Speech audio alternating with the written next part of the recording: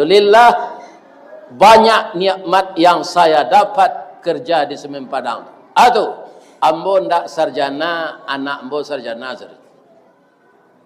Ya kan, payaji perai, bangko perai, dapat karyawan teladan. Jadi nan membayar ongkos haji itu PT Semen Padang. Mangko haji ambo disabui dek kawan-kawan Haji Bidin, Haji Bidin, Haji Bidin. Namo de Ristawardi mangko Bidin kalian membaut. Bidin ko biaya dinas. Apa mangko bisa cuy itu karena muahid hijrah dari Bukit Tinggi ke Padang.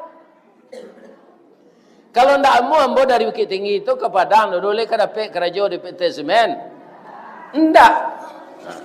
Jadi ibu-ibu muda kok kalau ada anak kapai merantau jangan dilarang-larang. Ya kan?